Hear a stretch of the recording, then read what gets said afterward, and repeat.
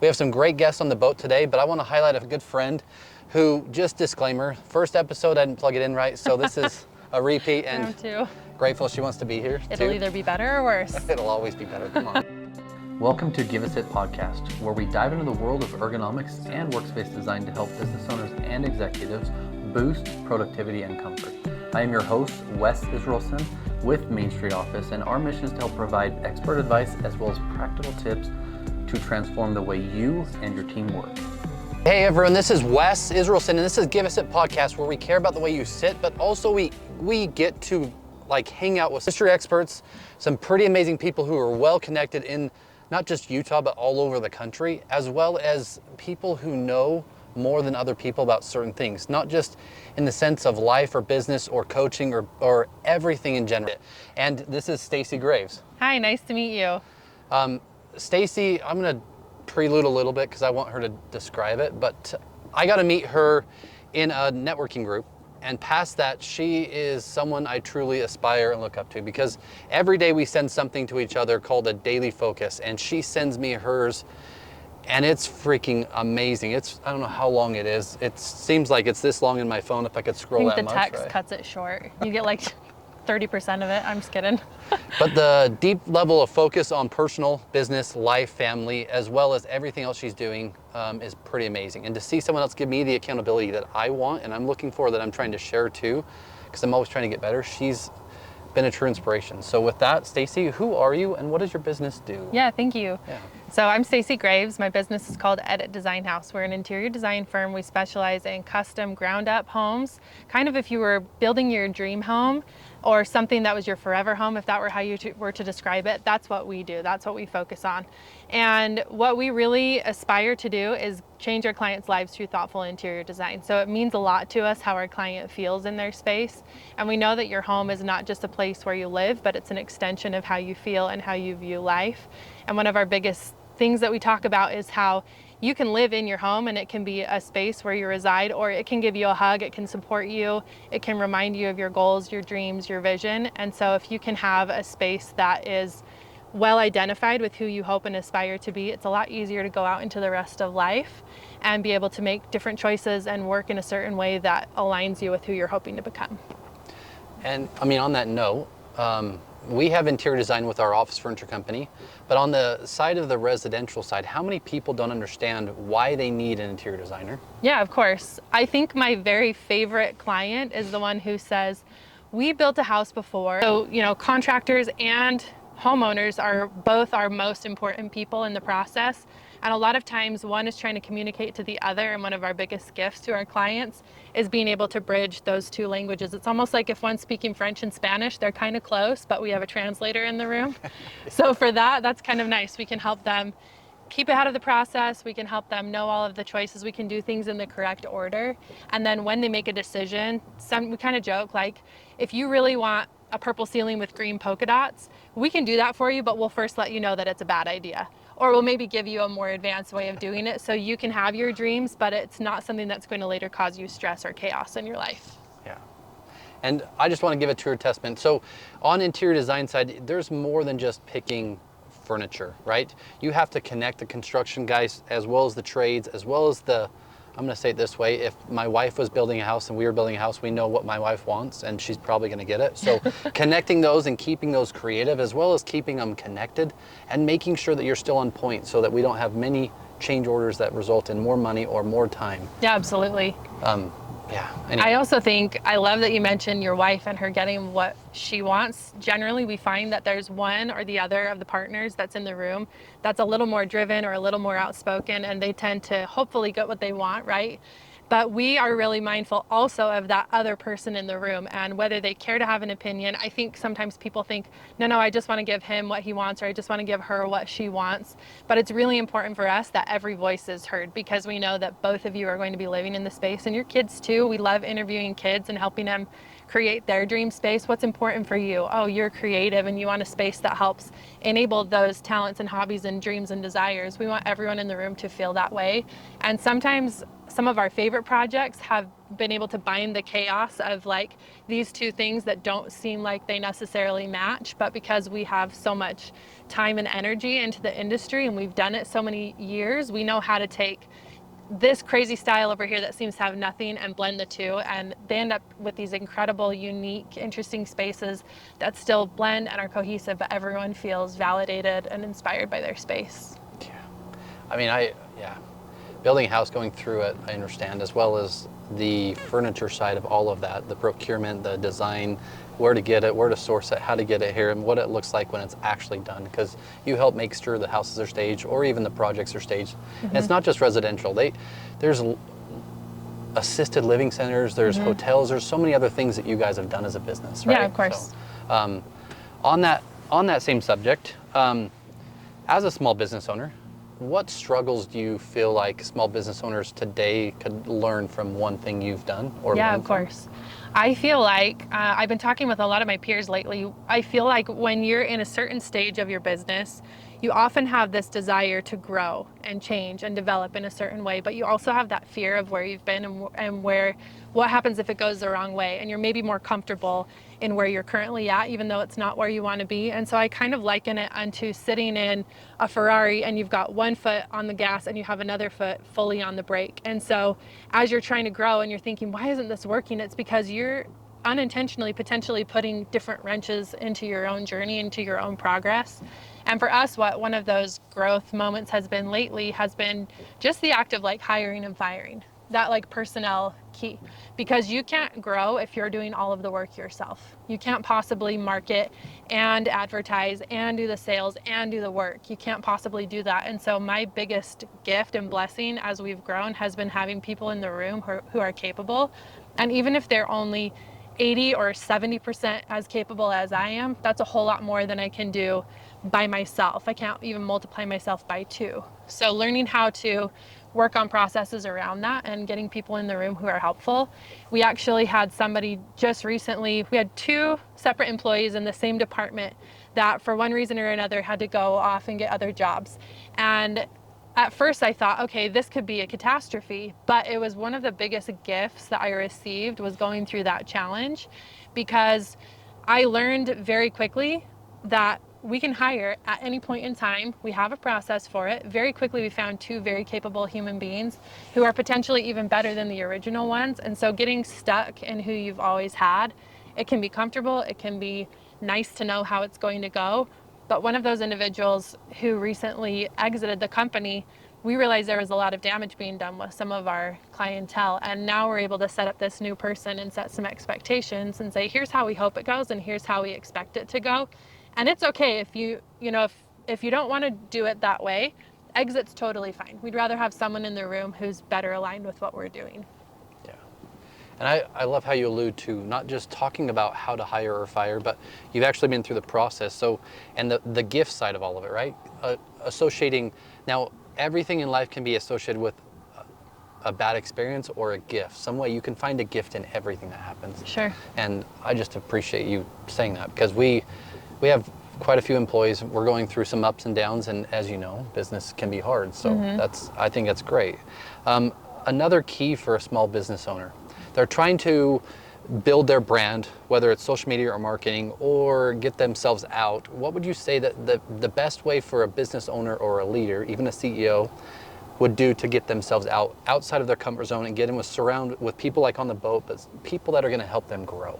Yeah, absolutely. I mean, networking is a really big one of those keys for us. It's funny because for a lot of years I thought, well, I can't go out and network. I'm too busy doing all of the work. And that's another, back to how I was saying it's important to grow so that you have time to do the important things for your business. What I have kind of found is over the years, as I've grown, I'm wearing a different hat every time. And so for a while I was wearing the interior design hat, and then I was wearing the finance hat. And right now I'm wearing the marketing hat, and I am loving every minute of it. And so it's my job to get projects for my staff to do, projects that they love, that excite them, that are good for our business. And so for me, one of those activities involves networking, and there's a lot of different ways. I have a group I regularly meet with. You're in the same group. And I think that's good. I think it's good for the consistency. And then I have other bigger rooms that I enjoy being in. And just like anything, I think it's important to learn how to get uncomfortable. In that room that we're in, I was uncomfortable the first time I came to it. And for a minute, it was scary. And then I got used to it. And then when I realized, oh yeah, this is easy and I don't have a problem doing it, I realized it's time for me to level up and get out and meet more people. And I find myself, if you ever want to grow your business, you have to find yourself doing things that are a little bit of a challenge. Yeah, I totally agree. And I know a decent amount about Stacie. What is this dreaming, scheming thing? Can you tell us a little bit about that? It's one of my favorite activities. We grew up doing it, actually. And it's funny because neither of my parents are very entrepreneurial. My dad's an engineer, my mom is a school teacher, but they used to do this thing like foundationally around the dinner table. If we ever had a really great meal put out in front of us, my dad would say something like, oh, I could start a business with this. I could own a restaurant. And my mom would say, like, I would pay $23 for this meal, or I'd pay $41 for this meal. And we always used to tease her about it. But what we have found, my brothers and I and my sisters, a lot of us are entrepreneurs. There's 6 of us, and many of us own multiple businesses. And what we get together and do, we'll just call each other on the phone or get in the room together, and we do what I call dreaming and scheming. And so how it kind of goes is, hey, I have this idea. And then the other person says, well, what if you this and what if you that? And we kind of build and grow upon each other. And it's meant to be outlandish, and it's meant to be, then you could be a bazillionaire, and then you could change the whole world, or then you could this or that. But the point is, it delivers momentum to the idea. And so what I found is, in my life, many of the things that I want to do are all, the catalyst of that is that momentum. If I don't take that first step, if I don't put on my shoes, I can't run a marathon, right? So any of the things that we're doing that are big and important and exciting all start with some sort of momentum. And that dreaming and scheming is one of my favorite tools that we use for momentum. Yeah, I don't do it in that way, but I do a similar thing, and I think it's great. So I'm going to ask this question because we're kind of on that same subject.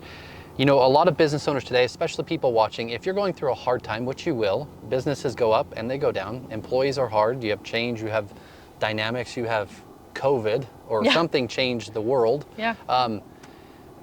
What passion do you have to have in order to keep yourself moving, whether you are growing or expanding your business? What's the passion that got you to start at it? What was that? Yeah, I think, so I grew up doing fine art, was my favorite subject in school. And I would actually kind of laugh when people would say, what's your favorite subject? I'm like, this is like play, but I do enjoy art. And I didn't really find out till later that some people are like, art's terrible, I hate that class. You know, it's like the same way people feel about science or math or geology, but that just makes me tick. And I think that creation element is something that makes my heart feel big and happy and energetic. And so I didn't know about interior design actually until I got in college. I was chasing architecture, and the school that I had gotten a scholarship to, I didn't have means to attend college without any support on the outside. So I had to earn it myself. And I got accepted into a program at Utah State and got a scholarship there that funded my ability to go to college, but they didn't have an architecture program. So I started taking business, which was great. And then when I discovered interior design, I kind of realized that it's like a 3D art project that you can walk into, and it can change people's lives. So it's, for me, I found it to be more meaningful than like one piece of art that I can stick on a wall. This is something that someone can walk into and have their whole dynamic in life change. So I think that's why that's a really big pillar of what we do at Edit Design House, is changing people's lives through it. Yeah, I mean, I've watched it change people's lives too, and I've watched your life change in the last 2-3 years since we've known each other. So I appreciate everything that you do, especially to help people, because providing solutions is really what matters. People need help, whether it's a professional. There's many on the boat here, and there's many amazing people in the world, but if you don't know what to ask, or you don't know what, oftentimes business owners think they're the only ones going through that hard time. They're the only ones that have all of these obstacles or all of these things happening, and hundreds of other business owners, if not millions, are going through the same thing. So I know, you know, last week I got to sit down. So she won a chair. We ordered a chair. You got to pick a chair. I delivered it, did an ergonomic fitting. Yeah. How was that? Loved it. I had no idea how bad my original chair was until I sat in one that was contoured to my body, so it's great. I feel like every day I go to sit down in it and it should disappoint me in some way, and it doesn't. It's really nice to be well received by my office chair. Well, thank you for that. The reason I asked that question is I got to sit in front of her and not be coached, but honestly be inspired. You put together this magazine. Can we talk about this little cool magazine? Yeah, sure.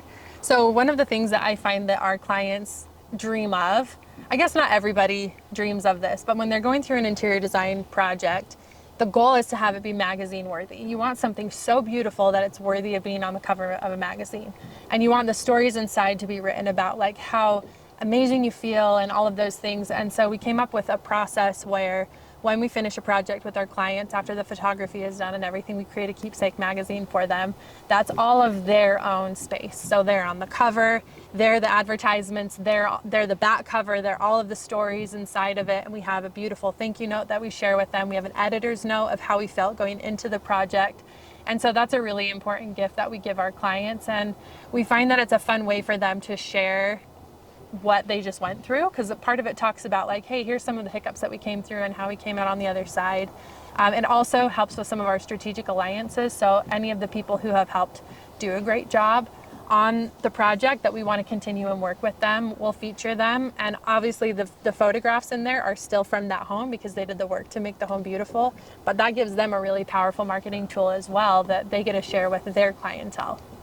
And that just goes to show the testament to not just the passion you guys have, but the authenticity of making sure that the customer's taken care of, because you're creating a magazine for them to have a keepsake forever they can share generationally. Sure. Not just, even if they move out of the house, but they still have something, a keepsake that I think that, to me, it touched me, and I just wanted to touch on that. So, oh, thank you. Yeah, well, I mean, you're an amazing person, so oh, thank you. Thanks for being here too. Yeah, of course. I have two questions, and then we'll kind of go through a couple things if you want to address them. So I know that you've started this coaching program.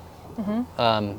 What type of clients are you looking for how do you help people with this coaching program? Absolutely. So having gone through growing and building and establishing my business, we're 11 years old this year, which is a really exciting milestone for us. It's like we broke that decade mark and we're still thriving, and it's different and bigger and smaller and more intimate in many ways that I hadn't necessarily anticipated when I started from my laundry room, from the desk in my laundry room.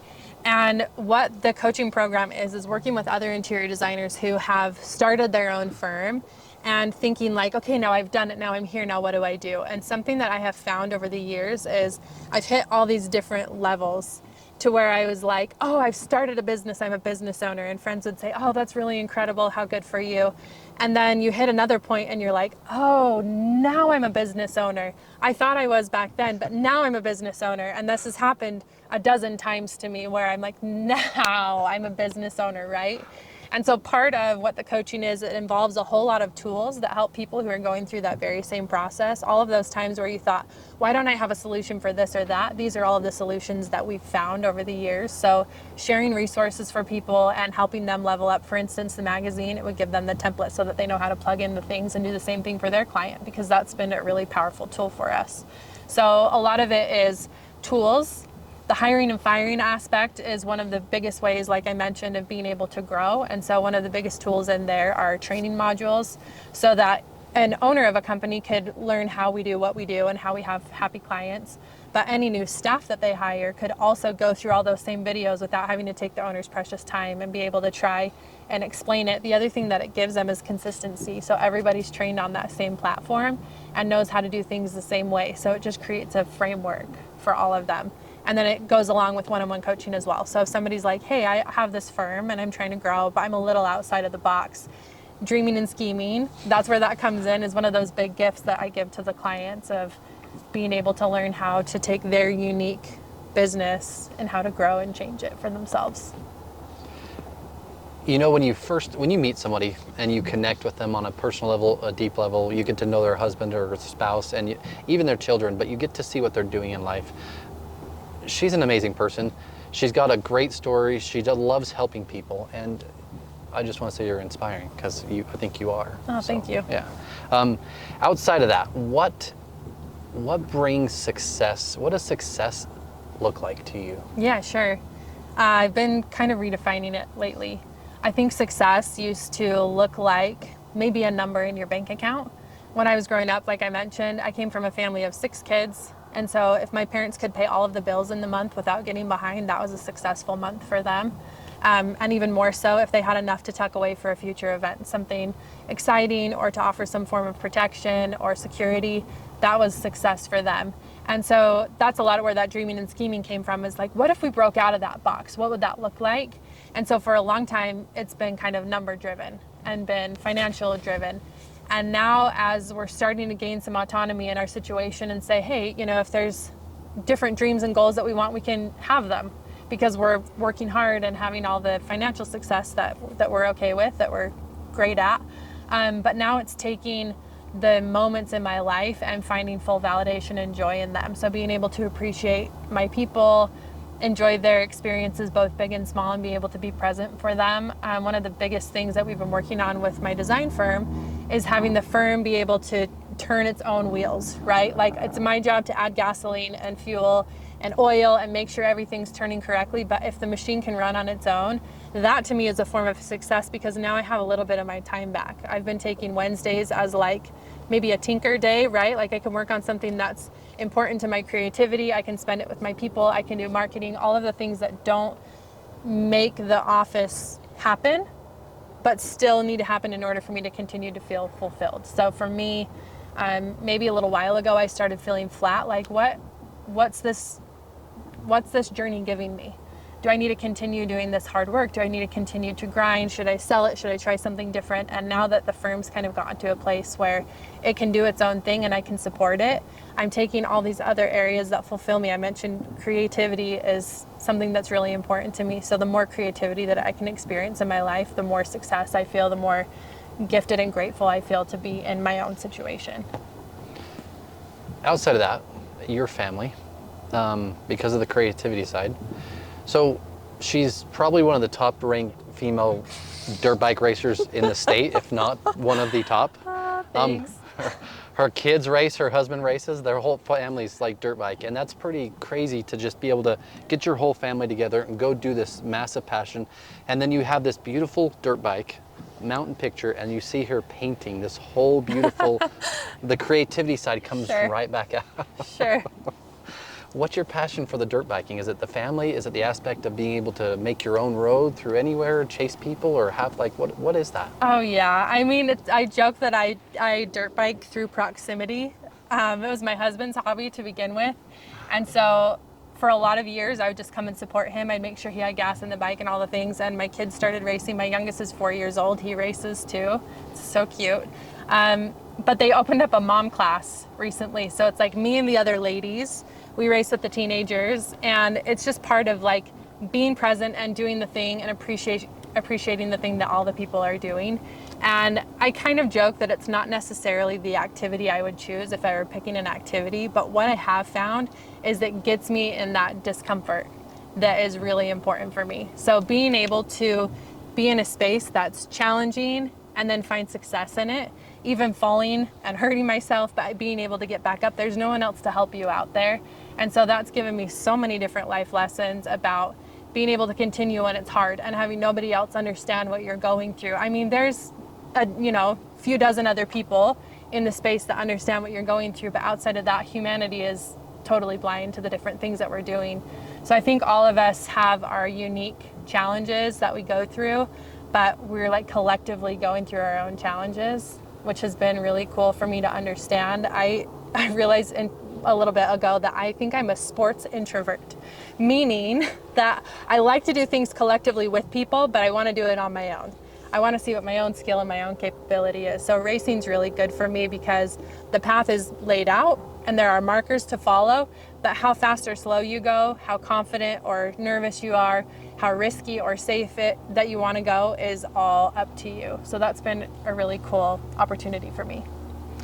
Yeah, I just think it's crazy because I think it's important to spend the time with your family and also do the things that your husband or your spouse wants to do and be able to connect outside of the business side of the world, because life has to have business and relationships of your personal and your employees too. On that same note, what is one fun fact that very few people know about Stacie? Oh man, Well, I think people are starting to find out, but I've been loving like combining all of my creative things. So I've been really into writing books lately, and I have like a few consecutively going at the same time. So one is about dirt biking. I have a couple children's books that I've written the words to, and so now we're getting into like the illustration side of it. And yeah, it's kind of just that. I think people are like, I don't know how you do what you do, and it's more just like getting that creative spark and chasing it and finding something that I want to chase. If you were to counsel a business owner today who cash flow issues, employees need to be paid, vendors need to be paid, and he's struggling to figure out, or she's struggling to figure out, can I keep going? Should I keep going? What would you say to them? Yeah, I actually had a friend a little while ago who said, I would start a business if I were independently wealthy. And I told him that business would fail because your family doesn't need it in order to feed them. And if the only reason you're doing it is just for fun, it doesn't matter. It's inconsequential to you of how it whether it survives or not, right? And so part of me being able to be successful over the years, my version of successful, has been that my people are relying on it. And so what I would say to you is take your whole situation and identify, here's one, like if I could fix one thing, if I had someone in the room who a magic wand could fix one thing, identify what that one thing is and do everything in your power to solve that one thing.